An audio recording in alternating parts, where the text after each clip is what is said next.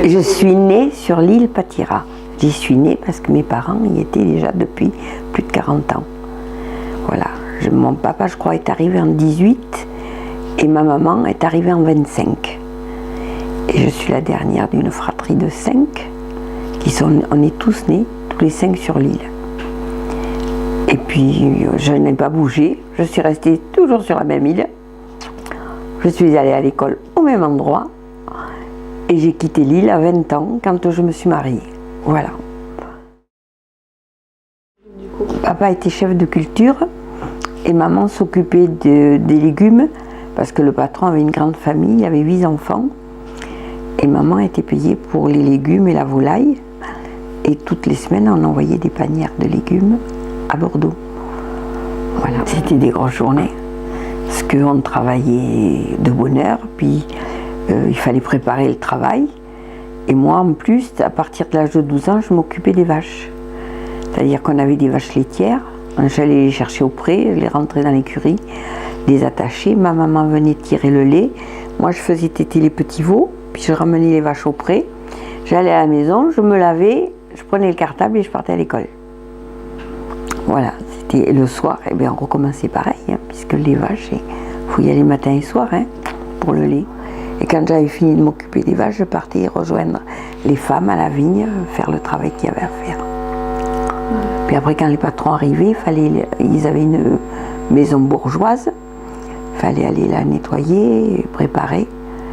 Et quand les patrons arrivaient, moi j'allais garder les petits, qui avaient 4 ou 5 ans de moins que moi. On n'avait que le dimanche après-midi, peut-être un peu parce que on travaillait le samedi. Le dimanche matin, bon, ben souvent de fois, on faisait les filles un peu plus de toilette, un peu plus de... Et le dimanche après-midi, bon, on se promenait le long des digues, voilà, on se promenait. On se promenait quand il y avait des grandes marées. Ça, c'était un peu spécial, c'était mon père qui avait instauré ça. Il nous faisait marcher le long de la digue et on regardait, parce que la grande marée, elle montait et la digue, comme ça, l'eau, elle passait par les trous de rats. Alors on mettait un piquet, parce que si on la laisse se creuser, la digue, elle s'éclate. Et le lendemain, il envoyait les hommes boucher les trous.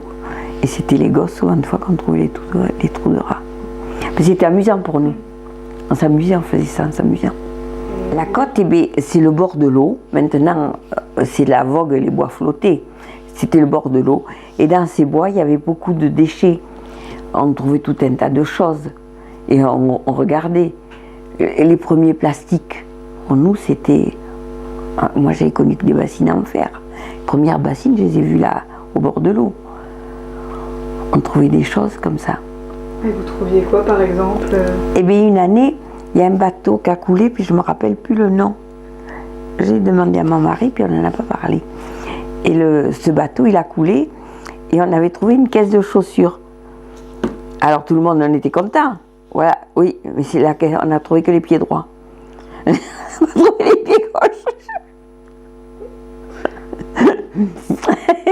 Voilà, ça c'était des trouvailles. Mais on ramassait aussi beaucoup le bois, parce qu'on se chauffait au bois, on avait des cheminées dans chaque logement. Et alors le bois, on le tirait du bord de l'eau, puis on le mettait sur la digue. Et après, la semaine après, quand il était un peu égoutté, on passait avec la charrette au bout des rangs, puisque la digue était là, et on ramenait le bois à la ferme pour se chauffer. Et les sorties, il n'y en avait pas beaucoup.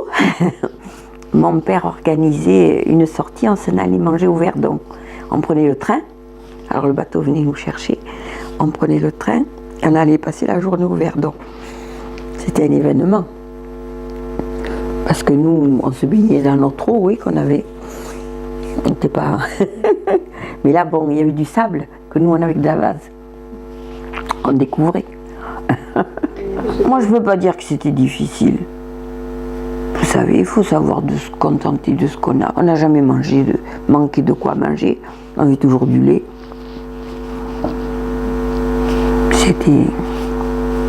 On avait une petite vie, mais qui était très bien. Pour moi, elle me plaisait.